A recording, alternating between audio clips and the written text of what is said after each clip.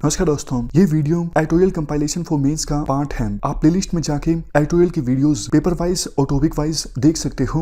और अगर आप दिसंबर 2019 के बाद की वीडियोस को देखना चाहते हो तो वीडियो के नीचे मौजूद ज्वाइन बटन की सहायता से आप मेंबरशिप को ज्वाइन कर सकते हो। चलिए डिस्कशन स्टार्ट करते हैं। आप जीएस पेपर 1 में वर्ल्ड हिस्ट्री से इस आर्टिकल को रिलेट कर सकते हो। क्या कंटेस्ट है?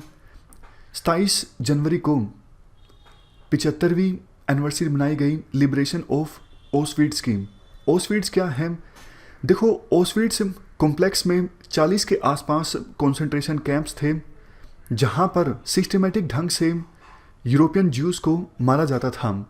कंसंट्रेशन कैंप्स में ज्यूज़ को बंद करके साइनाइड गैस रिलीज की जाती थी और डेथ हो जाती थी ज्यूज़ की। देखो, 1935 से लेके 1945 के बीच ऑलमोस्ट 55 लाख से लेके 60 लाख यूरोपियन ज्यूज़ की हत्या की गई। और ऑस्विट्स कॉम्प्लेक्स में जहां पर 40 से अधिक कंसंट्रेशन कैंप्स थे वहां पर ऑलमोस्ट 9,60,000 ज्यूज़ को मारा गया कंसंट्रेशन कैंप्स में।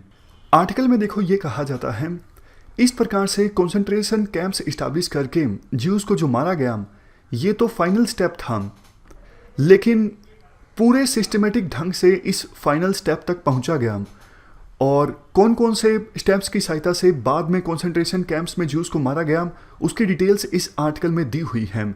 जैसे देखो, फर्स्ट स्टेज ये थी, सभी ज्यूज़ को आइडेंटिफाई किया गया, उनका रजिस्ट्रेशन हुआ, इससे ज्यूज़ की प्रॉपर्टी को जब्त किया जा सका और ऐसे बिल पास किए गए जिससे ज्यूज़ की सिटीजनशिप पर रिस्ट्रिक्शंस लगा दी गई, उनसे उनका लाइवलीहुड छीन लिया गया, वो अदालत में नहीं जा सकते, ऐसा प्रोविज़न कर दिया गया।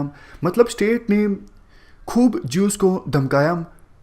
और 1933 में 37,000 ज्यूज़ जर्मनी को छोड़ के चले गए। उसके बाद 1935 में न्यूरमबर्ग लॉज आए। न्यूरमबर्ग लॉज ने ज्यूसनेस और जर्मनशिप सिटीजनशिप को डिफाइन किया। 2 लॉज में से पहला कानून ये था कि इंटर मैरिज नहीं हो सकती ज्यूइश और जर्मन्स के बीच, और दूसरा लॉ ये कहता था कि जर्मन वुमेन जिनकी उम्र 45 साल से कम है वो ज्यूइश हाउस होल्ड्स में काम नहीं कर सकती। तो ये थे न्यूरमबर्ग लॉज। तो इसके साथ देखो, ज्यूज़ का सेग्रीगेशन और ज्यूज़ के साथ एक स्टिग्मा अटैच करने का जो लक्ष्य था जर्मन अथॉरिटीज़ का वो कंप्लीट हो गया। उसके बाद नवंबर 1938 में नाजी पैरामिलिट्रीज और सिविलियंस के द्वारा ज्यूइश होम्स पर अटैक किया गया, हॉस्पिटल्स पर अटैक किया गया और सिनेगोग्स जो ज्यूज़ का वर्शिपिंग प्लेस होता है वहाँ पर भी अटैक किया गया। लेकिन जर्मन अथॉरिटीज़ ने कोई एक्शन नहीं लिया, वो चुपचाप मूक दर्शक बनकर देखती रही। तो इस प्रकार से सिस्टमेटिक ढंग से ज्यूज़ का परसिक्यूशन हो रहा था। उसके बाद देखो 1939 में सेकेंड वर्ल्ड वार स्टार्ट हो जाता है और जर्मनी के द्वारा पोलैंड को इन्वेड कर दिया जाता है। तो उसके बाद तो देखो, जर्मनी ने जिन जिन टेरिटरीज को कैप्चर किया वहाँ पर भी ज्यूज़ का परसिक्यूशन स्टार्ट हो गया। पहले तो ज्यूज़ का परसिक्यूशन हो रहा था जर्मनी में, लेकिन सेकेंड वर्ल्ड वार स्टार्ट होने के बाद जर्मनी ने काफ़ी सारी नई टेरिटरीज को कैप्चर किया, वहाँ पर भी ज्यूज़ रहते थे, उनका परसिक्यूशन स्टार्ट हो गया। जब देखो इस प्रकार से किसी कम्युनिटी का परसिक्यूशन होता है तो फिर उस कम्युनिटी के गेटोज़ बनना स्टार्ट हो जाते हैं।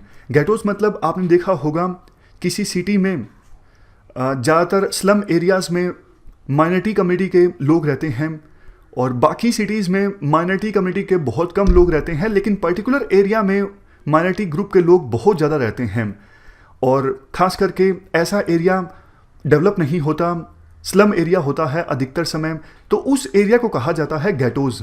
तो ज्यूज़ के गेटोज़ बन गए। और देखो, गेटोज़ जब बन गए तो नाजी फंक्शनरीज़ के द्वारा ज्यूज़ फैमिलीज़ को राउंड अप करना कंसंट्रेशन कैंप्स के लिए और भी ज़्यादा आसान हो गया। तो इन सब स्टेप्स से हुआ क्या, ज्यूज़ को डिमोनाइज किया गया। मतलब ऐसा प्रेजेंट किया गया जैसे बाकी लोगों को ज्यूज़ से खतरा है, उनको बाकी लोगों के द्वारा सब ह्यूमन समझा जाने लगा। इसके बाद देखो धीरे धीरे अथॉरिटीज़ के द्वारा ज्यूज़ को मारा जाना स्टार्ट किया गया। जो जर्मन ऑक्यूपाइड टेरिटरीज थी पोलैंड में और सोवियत यूनियन में, वहाँ देखो ऑलमोस्ट 13 लाख ज्यूज़ को गोली मार दी गई।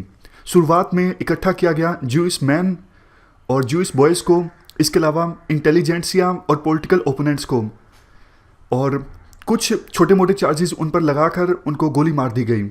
इसके बाद धीरे धीरे दायरा जो था प्रोसिक्यूशन का उसे इंक्रीज किया गया और जूइश वुमन और गर्ल्स को भी मारा जाने लगा।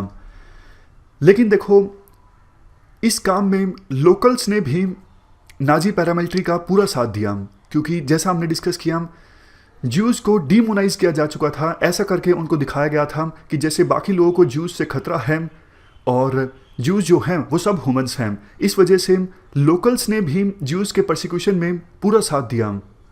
जब जर्मन आर्मी ने पोलैंड और यूएसएसआर के काफ़ी एरियाज़ को कैप्चर किया, तो वहाँ पर बाकी जो लोकल्स थे उन्होंने ज्यूज लोगों पर अटैक किया, उनके जो घर बार थे उनको लूटा गया।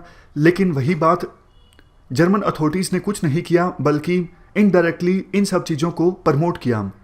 इसके बाद देखो क्या हुआ, जब इतने सारे ज्यूज को गोली मारी जाती थी तो नाजी अथॉरिटीज़ को ये लगा कि लोग बहुत ज़्यादा हैं ज्यूज जिनको मारना है, तो ये इनएफिशिएंट और कॉस्टली हैं। तो उसके बाद ये कॉन्सेंट्रेशन कैंप्स का सॉल्यूशन निकाला गया नाजी अथॉरिटीज़ के द्वारा। उन्हें ये लगता था कॉन्सेंट्रेशन कैंप्स की सहायता से ज़्यादा ज्यूज को एफिशिएंटली और कम कॉस्ट के साथ मारा जा सकता है। कॉन्सेंट्रेशन कैंप्स में गैस चैम्बर्स होते थे, ज्यूज को भेजा जाता था उन गैस चैम्बर्स में, और गैस चैम्बर्स पूरी तरह से सील होते थे। जब ज्यूज उनके गैस चैम्बर्स के अंदर होते थे तो साइनाइड गैस को रिलीज की जाती थी। इस प्रकार से ज्यूज की किलिंग्स को पूरी तरह से इंडस्ट्रियलाइज कर दिया गया। और जैसे ही ज्यूज की डेथ हो जाती थी गैस चैम्बर्स में, बाद में जो डेड बॉडीज़ होती थी महिलाओं की, उनके बाल काट लिए जाते थे यूज़ करने के लिए। और डेड बॉडीज़ में दांत में अगर गोल्ड की फीलिंग्स होती थी तो उसे उतार लिया जाता था। 1944 में 10 से 12 किलोग्राम सोना इकट्ठा किया गया था ऐसा करके। और सेकेंड वर्ल्ड वार जब ख़त्म हुआ तब वर्ल्ड को पता लगा कि किस प्रकार से ज्यूज का डिह्यूमनाइजेशन हुआ है। तो हमें इन सब चीज़ों को नहीं भूलना चाहिए। हम ये नहीं अफोर्ड कर सकते वर्ल्ड के किसी भी एरिया में इस प्रकार की चीज़ें हों। और जिन स्टेप्स में ये सब चीज़ें हुई थी हमें उन स्टेप्स को भी याद रखना चाहिए। कॉन्सेंट्रेशन कैंप फाइनल स्टेप था, लेकिन उससे पहले भी बहुत सारे स्टेप्स हुए। उन स्टेप्स के बारे में भी जनता को अवेयर रहना चाहिए। इस डिस्कशन में फिलहाल इतना ही है। Thank you very much for discussion.